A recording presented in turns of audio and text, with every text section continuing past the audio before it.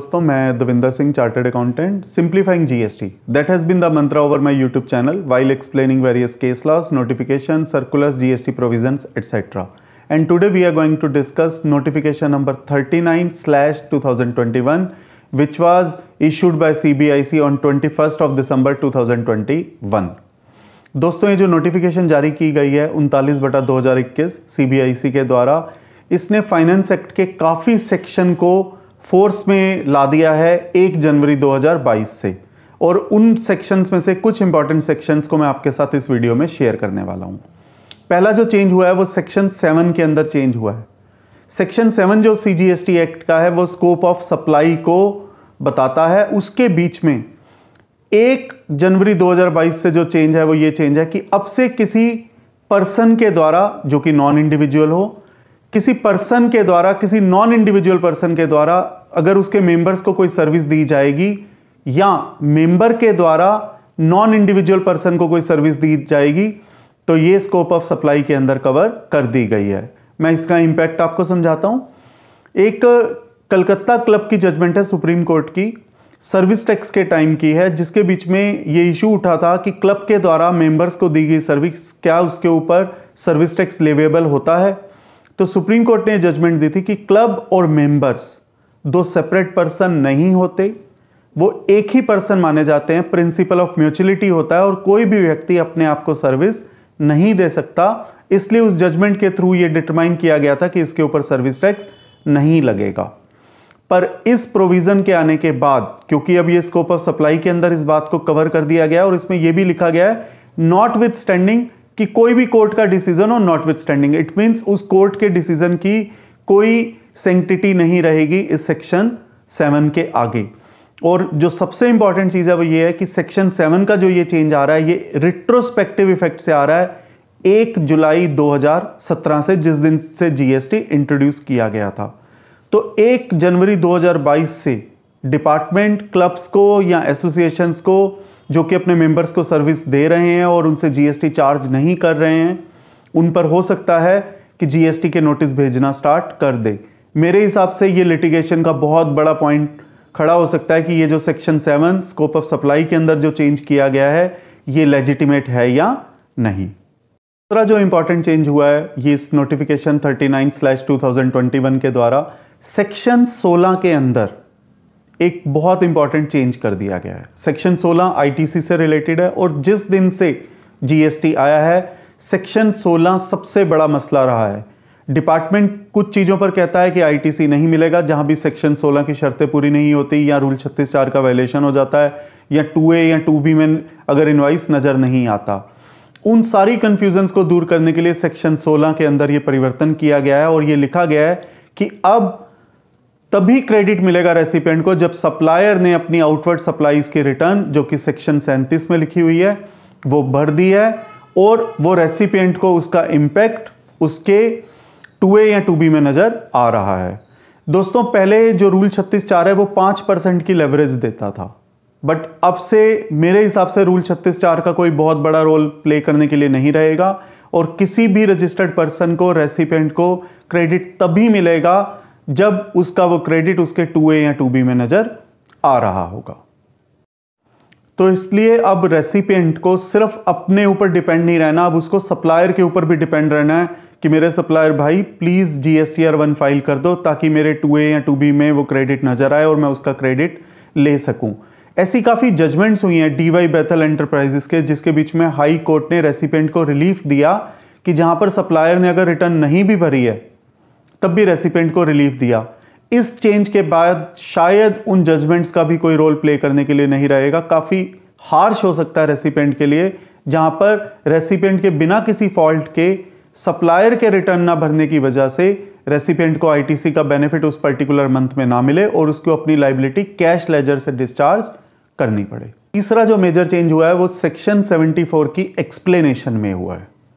पहले सेक्शन 73 या 74 में किसी रजिस्टर्ड पर्सन को या किसी टैक्सेबल पर्सन को यदि नोटिस दिया जाता था और उससे संबंधित यदि उसकी प्रोसीडिंग्स कंक्लूड हो जाती थी, मेन नोटिस ही, मेन जिसको ये नोटिस दिया गया है, तो उसके साथ साथ अगर कोई दूसरे पर्सन है जिनको सेक्शन 122, सेक्शन 125, सेक्शन 129 या सेक्शन 130 का नोटिस दिया गया है तो वो प्रोसीडिंग्स ऑटोमेटिकली कंक्लूड मान ली जाती थी।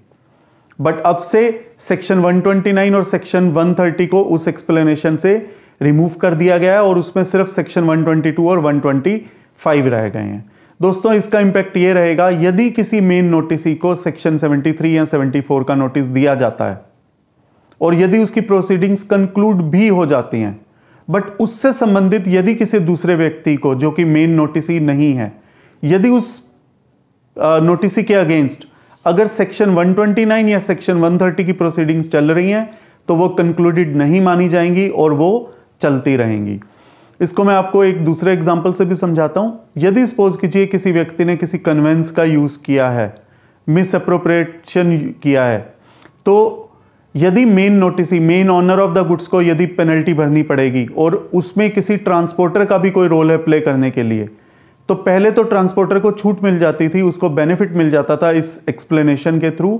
यदि मेन नोटिसी की प्रोसीडिंग कंक्लूडेड तो जो सेकंड पर्सन है, जो डिपेंडेंट पर्सन है, उसकी proceeding automatically concluded as per section 129 और 130।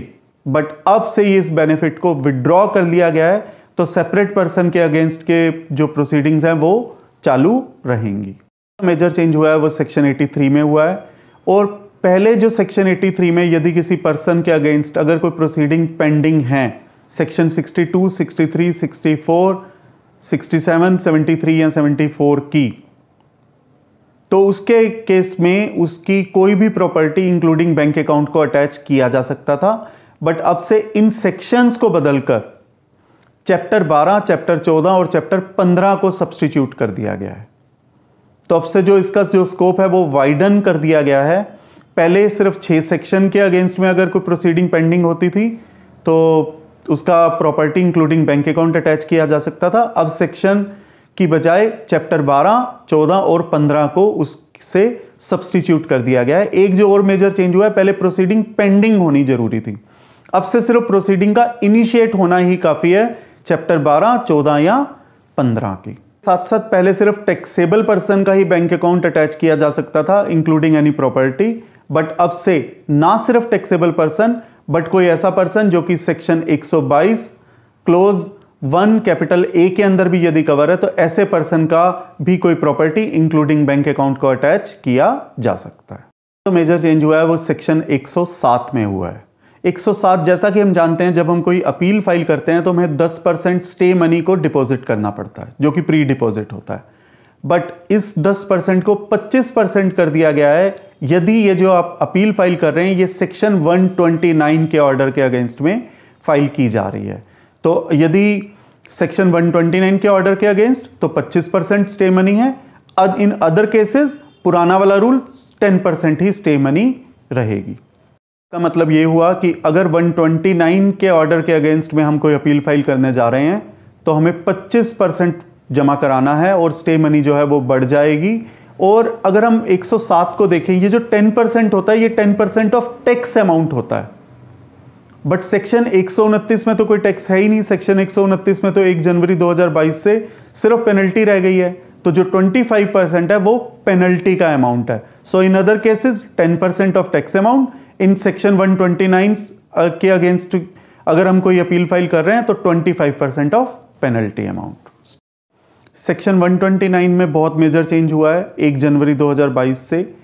पहले जब गुड्स इन ट्रांजिट जब होते थे और यदि कोई वायलेशन होता था तो सेक्शन 129 में उस पर्सन के अगेंस्ट में पेनल्टी और टैक्स का अमाउंट लगाया जाता था। बट अब से सिर्फ पेनल्टी रह जाएगी। टैक्स एंड पेनल्टी पहले होता था, 31 दिसंबर 2021 तक रहेगा, और पर 1 जनवरी 2022 से सिर्फ पेनल्टी रह जाएगी। पर पहले जो टैक्स और पेनल्टी की जो कैलकुलेशन थी वो समथिंग डिफरेंट थी। अब पेनल्टी का अमाउंट कुछ डिफरेंट रहेगा, तो कोई राहत की उम्मीद नहीं है। पेनल्टी की जो परसेंटेज है उसको बढ़ा दिया गया है। इसके साथ साथ एक और मेजर चेंज किया गया है सेक्शन 129 में। जब पहले सेक्शन 129 में प्रॉपर ऑफिसर के द्वारा यदि किसी पर्सन की गाड़ी को रोका जाता था तो प्रॉपर ऑफिसर के लिए कोई टाइमलाइन नहीं थी कि उसको कब तक ऑर्डर पास करना है। अब ये बहुत एक पॉजिटिव चेंज हुआ है सेक्शन 129 में। प्रॉपर ऑफिसर के लिए भी टाइमलाइन को फिक्स किया गया है कि उसको कितने दिनों में ऑर्डर को पास करना जरूरी है। अगला जो मेजर चेंज हुआ है वो सेक्शन 130 में हुआ है, जो कि बहुत ही इंपॉर्टेंट चेंज है। पहले जब भी गाड़ी रोकी जाती थी एक कंफ्यूजन रहती थी कि सेक्शन 129 को इन्वोक किया जाएगा या सेक्शन 130 को इन्वोक किया जाएगा।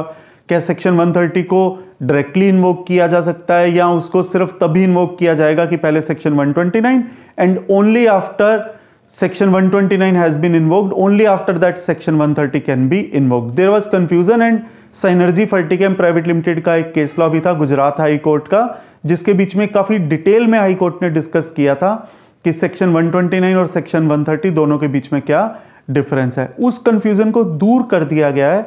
सेक्शन 130 का जो नॉन ऑब्स्टेंटे क्लोज था उसको हटा दिया गया है।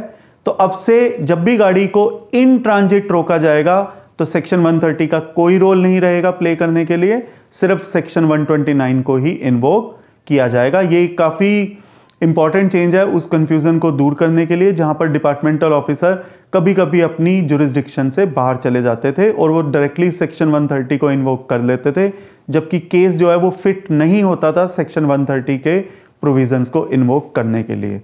Now onwards, if any conveyance will be intercepted where any violation has taken place, only section 129 will be invoked and not section 130। दोस्तों कुछ और भी चेंजेस हुए हैं जो कि इफेक्टिव हो जाएंगे 1 जनवरी 2022 से, पर मेरे विचार में वो कोई बहुत इंपॉर्टेंट चेंजेस नहीं है, तो उनको मैं आपके साथ इस वीडियो में शेयर नहीं कर रहा हूं। फिर भी मैं चाहूंगा कि आप सिर्फ इस वीडियो के थ्रू ही अपनी कोई जजमेंट ना बनाएं। प्लीज पूरी नोटिफिकेशन को पढ़ें, पूरे फाइनेंस एक्ट को पढ़ें और जो एप्लीकेबल चेंजेस हुए हैं जिन सेक्शंस के अंदर उसके ऊपर अपनी जजमेंट फॉर्म करें with detail, because this is just a summary video I can say. Just मैंने आपको एक आइडिया दिया है कि what changes have taken place. To have the full knowledge please refer the act and the applicable changes which are gonna take place from 1 January 2022। दोस्तों मैं उम्मीद करता हूं ये वीडियो आपके प्रोफेशनल एंडेवर्स के लिए और बिजनेसमैन के लिए भी काफी यूजफुल साबित होगा। धन्यवाद। तो मैं Davinder Singh, chartered accountant, simplifying GST, that has been the mantra over my YouTube channel while explaining various case laws, circulars, notifications, GST provision, etc. And today we are going to talk about notification number 40/2021 which was issued by CBIC on 29th of December 2021। दोस्तों ये जो notification जारी की गई है CBIC के द्वारा 40/2021 CGST से संबंधित है। और सबसे पहले मैं आपको ये बताना चाहता हूं कि सेंट्रल गवर्नमेंट रूल्स को अमेंड कर सकती है जीएसटी काउंसिल की रिकमेंडेशन पर। ऐसी पावर उनके पास आती है सेक्शन 164 के द्वारा, सीजीएसटी एक्ट का सेक्शन 164 के द्वारा सेंट्रल गवर्नमेंट के पास ये पावर है कि वो जीएसटी काउंसिल की रिकमेंडेशन पर रूल्स को अमेंड कर सकती है। और 2021 में रूल्स को 10वीं बार अमेंड किया गया है, तभी इनको जीएसटी अमेंडमेंट रूल 10th बोला गया है। दोस्तों जैसा कि सबके मन में परसेप्शन है कि जो नोटिफिकेशन 40/2021 आई है और जीएसटीआर 9 और 9C की डेट बढ़ गई है। दोस्तों ये जो नोटिफिकेशन 40/2021 है ये 9 या 9C तक रिस्ट्रिक्टेड नहीं है, ये उससे काफी बढ़कर है और ये काफी ज्यादा रूल्स को टच अपॉन करती है। पहले एक नोटिफिकेशन आई थी सीबीआईसी के द्वारा जो इशू की गई थी 39/2021, जिसमें फाइनेंस एक्ट के काफी सेक्शन को फोर्स में ला दिया गया था 1 जनवरी 2022 से। अब क्योंकि जीएसटी एक्ट के अंदर चेंज हुआ है तो उसके कॉरस्पॉन्डिंग जीएसटी के रूल्स में के अंदर भी चेंज करना जरूरी है। तो अब मैं उन रूल्स के चेंजेस के बारे में आपसे डिस्कस करने वाला हूं। सबसे पहले जो हम जानते हैं सेक्शन 16 के अंदर चेंज हुआ है कि अब से रेसिपिएंट को क्रेडिट तभी मिलेगा जब सप्लायर ने अपनी आउटवर्ड सप्लाईज की स्टेटमेंट को फाइल कर दिया होगा। सेक्शन 37 के अंदर यदि सप्लायर ने अपनी जीएसटीआर 1 फाइल कर दी होगी तभी रेसिपिएंट को उसके 2B में ये इनवॉइसेस नजर आने पर ही उसको क्रेडिट मिलेगा। ये सेक्शन 16 के अंदर चेंज हुआ है जीएसटी एक्ट के अंदर। इसके कॉरस्पॉन्डिंग जो रूल है रूल 36(4), आप सबको याद होगा कि सबसे पहले एक नोटिफिकेशन आई थी 49/2019 जिसमें यह कहा गया था कि जितने आपके इनवॉइसेस आपके पोर्टल पर नजर आएंगे आप 20% वेरिएशन तक, 20% एक्सेस वेरिएशन तक उसका क्रेडिट ले सकते हैं जितने भी इनवॉइसेस आपके 2A में नजर आ रहे होंगे। जिस वेरिएशन को बाद में 10% किया गया था उस वेरिएशन को बाद में रिस्ट्रिक्ट करके 5% किया गया था। अब क्योंकि सेक्शन 16 में ही चेंज हो गया कि जितना सप्लायर ने भरा है जीएसटीआर 1 के थ्रू और जितना आपके 2B में नजर आएगा आप उतना ही क्रेडिट ले सकते हैं। तो जो रूल 36(4) में जो 5% वेरिएशन का प्रावधान था, अब उस प्रावधान की जरूरत नहीं रही है। तो रूल 36(4) में यह परिवर्तन किया गया है कि अब से सप्लायर के द्वारा भरी गई रिटर्न GSTR1 के द्वारा रेसिपिएंट के जो 2B में जितने इनवॉइसेस नजर आएंगे उतना ही क्रेडिट रेसिपिएंट को अवेलेबल रहेगा, उसके अलावा नहीं रहेगा। जो 5% एडिशनल वेरिएशन था, that variation has been withdrawn now from 1 January 2022। दूसरा जो परिवर्तन हुआ है वो रूल 80 के अंदर हुआ है, रूल 80 के अंदर हुआ है, और जिस परिवर्तन की हम काफी समय से काफी उम्मीद रख रहे थे, 9 और 9C की डेट को एक्सटेंड कर दिया गया है। अब ये डेट 31 दिसंबर 2021 की बजाय बढ़ाकर 28 फरवरी 2022 कर दी गई है। तो अब से यदि किसी का टर्नओवर 2 करोड़ से नीचे है तो ना ही उसको 9 भरने की जरूरत है, ना ही 9C भरने की जरूरत है, उसके लिए ऑप्शनल है। यदि टर्नओवर 2 करोड़ और 5 करोड़ के बीच में है तो 9 is mandatory, 9C is optional. और यदि टर्नओवर 5 करोड़ से ऊपर है तो 9 और 9C दोनों के दोनों ही मैंडेटरी हैं। ऐसा रूल 80 में परिवर्तन करके बताया गया है कि उसकी डेट अब 31 दिसंबर 2021 की बजाय 28 फरवरी 2022 है। दोस्तों, जो तीसरा परिवर्तन हुआ है वो जैसा कि हम जानते हैं सेक्शन 129 में हुआ है। सेक्शन 29 में कन्वेंस को डिटेन किया जा सकता है जब वो गुड्स को कैरी कर रही है in violation of the rule and while that conveyance is in transit. Section 129 में काफी मेजर चेंजेस हुए हैं। सेक्शन 129 में चेंजेस की वजह से रूल 142 में भी चेंज करने की जरूरत आई है। पहले रूल 142 में जो टैक्स, इंटरेस्ट और पेनल्टी सेक्शन 129 में जो जमा करने का जो समय था वो 14 दिन था, उस समय को घटाकर अब 7 डेज कर दिया गया है। और पहले टैक्स और पेनल्टी पे करनी होती थी, अब से वो सिर्फ पेनल्टी रह गई है। एक और जो शब्दों को जिनको चेंज किया गया है, पहले ये लायबिलिटी पे करने की होती थी जो पर्सन चार्जेबल विद टैक्स होता था, अब इन शब्दों को बदलकर पर्सन कंसर्न कर दिया गया है, क्योंकि ऑनर ऑफ द गुड्स भी इस पेनल्टी को जमा करवा सकता है या उस कन्वेंस का मालिक भी उस पेनल्टी को जमा करवा सकता है। That is why the words person chargeable with tax has been substituted with person concerned. इसमें जो बहुत जरूरी बात ध्यान रखने वाली है वो ये है कि पहले 14 दिन का समय था, अब सिर्फ 7 डेज का समय है। एक और जो मेजर चेंज हुआ है सेक्शन 129 में, जो कि टैक्स पेयर्स को काफी ध्यान देने की जरूरत है, यदि कन्वेंस को रोका जाता है गुड्स के साथ ट्रांजिट में, और यदि ऑनर ऑफ द गुड्स या ऑनर ऑफ द कन्वेंस उस पेनल्टी को नहीं पे करते हैं जो कि सेक्शन 129 के अंतर्गत लगाई जाती है, और 15 दिन का समय बीत जाता है ऑर्डर इशू किए जाने के बाद, अर्थात DRC 7 इशू किए जाने के बाद, तब प्रॉपर ऑफिसर गुड्स का और कन्वेंस का ऑक्शन भी कर सकता है। ऑक्शन करने के लिए 15 दिन का समय दिया जाएगा, 15 दिन से कम का समय नहीं होगा। पर यदि गुड्स पेरिशेबल हैं या हैजर्डियस हैं या लगता है with the passage of time उन गुड्स के अंदर डेप्रिसिएशन आ सकता है, तो प्रॉपर ऑफिसर 15 दिन से कम का भी समय दे सकता है। ऑक्शन का नोटिस दिए जाने से पहले भी यदि ऑनर ऑफ द गुड्स या ऑनर ऑफ द कन्वेंस आकर पेनल्टी को पे कर देते हैं जो कि सेक्शन 129 के अंतर्गत लगाई गई है, तो इस ऑक्शन को रोक दिया जाएगा और इन गुड्स और कन्वेंस को रिलीज कर दिया जाएगा। पूरा ऑक्शन का प्रोसेस है, ये रूल 144 कैपिटल A के अंतर्गत में समझाया गया है, और ये नया रूल इंट्रोड्यूस किया गया है CGST रूल्स के अंदर। इसके अंदर बिडर्स को कुछ मिनिमम प्री डिपॉजिट देना जरूरी होगा ताकि वो बिडिंग के प्रोसेस में हिस्सा ले सकें, और जिन लोगों को बिडिंग की सक्सेसफुल अलॉटमेंट नहीं होगी, जो ये बिड विन नहीं करेंगे, उनका पैसा वापस कर दिया जाएगा, और जो सक्सेसफुल बिडर होगा उसको 15 दिन का समय दिया जाएगा कि आप पेमेंट कर दीजिए। यदि वो पेमेंट नहीं करता है तो जो उसका प्री डिपॉजिट अमाउंट है उसको फॉरफिट कर लिया जाएगा, और ये 15 दिन का समय कम भी किया जा सकता है यदि गुड्स पेरिशेबल या हैजर्डियस नेचर के होंगे। जो सक्सेसफुल बिडर है, जब वो ये विन कर लेगा और वो पेमेंट कर लेगा तो उसको फॉर्म DRC 12 इशू किया जाएगा, और जो ऑक्शन का प्रोसेस है वो DRC 10 के थ्रू बताया जाएगा सबको, जिसका नोटिस जारी किया जाएगा प्रॉपर ऑफिसर के द्वारा।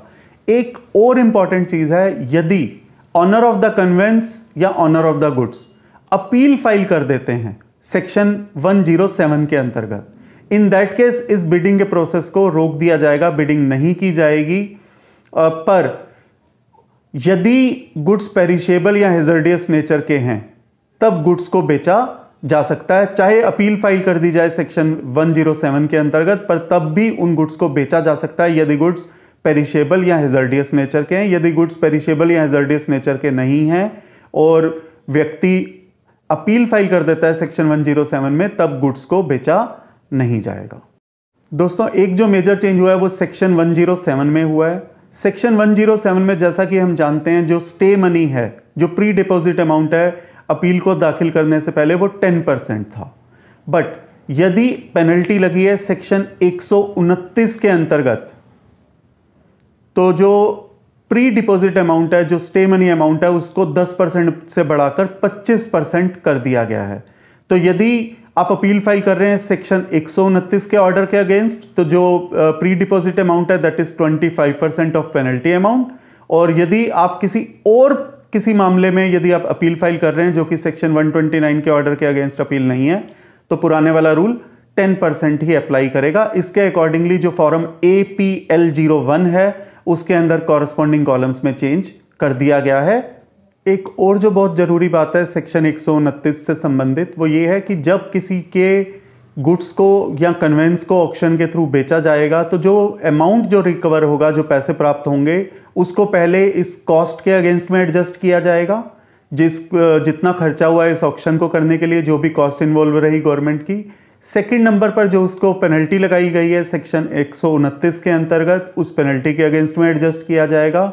उसके बाद भी यदि वो डिफॉल्टर है और कोई सेक्शन 79 की भी अगर कोई रिकवरी बाकी है उस व्यक्ति से, तो उस व्यक्ति से जो अगर अभी भी कुछ और पैसे बच रहे हैं, तो CGST एक्ट का अमाउंट ड्यू, IGST एक्ट का ड्यू, SGST एक्ट का या union territory goods and service tax act का, तो उस पैसे को उन लाइबिलिटी के अगेंस्ट में एडजस्ट किया जाएगा।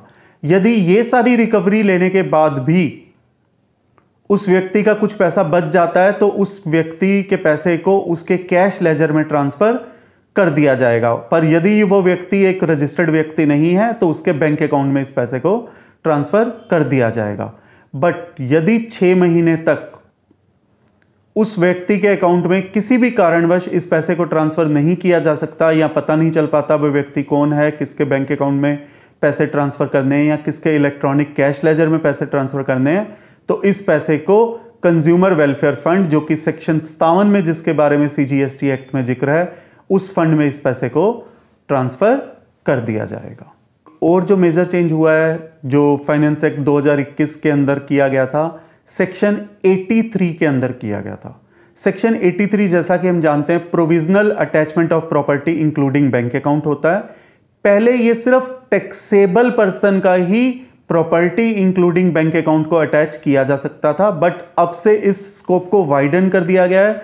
ना सिर्फ टैक्सेबल पर्सन का प्रॉपर्टी इंक्लूडिंग बैंक अकाउंट को अटैच किया जा सकता है, बल्कि उस पर्सन का भी जिसके बारे में जिक्र है सेक्शन 122 सबसेक्शन 1 कैपिटल A के अंतर्गत, उस पर्सन का बैंक अकाउंट को भी इंक्लूडिंग एनी अदर प्रॉपर्टी, उस पर्सन का भी बैंक अकाउंट इंक्लूडिंग प्रॉपर्टी को अटैच किया जा सकता है। तो जो सेक्शन 83 के अंदर जो चेंज हुआ है, इसका जो कॉरस्पॉन्डिंग रूल है वो रूल 159, और जो फॉर्म का नंबर है DRC 22 है। तो अकॉर्डिंगली DRC 22 उस फॉर्म के अंतर्गत इस टैक्सेबल पर्सन के अलावा उस पर्सन का भी इंक्लूजन किया गया है, जो कि परटेन करता है सेक्शन 102 सबसेक्शन 1 कैपिटल A के अंतर्गत।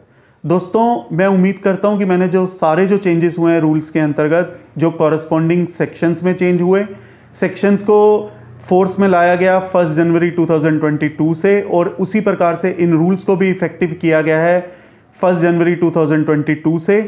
उन सारे चीज़ों को मैंने समझा दिया, बट मैं फिर भी चाहूँगा कि आप इस नोटिफिकेशन को कॉरस्पॉन्डिंग सेक्शंस के साथ स्टडी कीजिए, इनको समझिए, और प्लीज़ इस नोटिफिकेशन को रिस्ट्रिक्टेड मत रखिए कि 9 और 9C की डेट बढ़ गई। ये 9 और 9C से काफ़ी बढ़कर है, इसका इम्पैक्ट काफ़ी ज़्यादा है। सेक्शन 129 के रूल्स को हमें ध्यान में रखना है, सेक्शन 83 के रूल्स को ध्यान में रखना है, जो इनके कॉरस्पॉन्डिंग रूल्स हैं, रूल 142, रूल 159, उन वाले रूल्स को भी समझना है और इस बात का भी ध्यान रखना है कि यदि आपकी गाड़ी को गुड्स के साथ इन ट्रांजिट में रोका जाता है तो जो प्री डिपॉजिट अमाउंट है अपील के वक्त वो 10% नहीं 25% हो जाएगा और आपके पास अब ये पेनल्टी जमा कराने का जो समय जो पहले 14 दिन हुआ करता था अब से वो सिर्फ 7 डेज रह गया है। मैं उम्मीद करता हूं ये इस वीडियो से आपको ये नोटिफिकेशन नंबर 40/2021 समझ में आ गई होगी। ये आपके प्रोफेशनल एंडिवर्स के लिए और बिजनेसमैन के लिए, उनके बिजनेस एंडिवर्स के लिए, उनकी बिजनेस नॉलेजफुल के लिए काफ़ी यूजफुल साबित होगी, ऐसी मेरी उम्मीद है। धन्यवाद।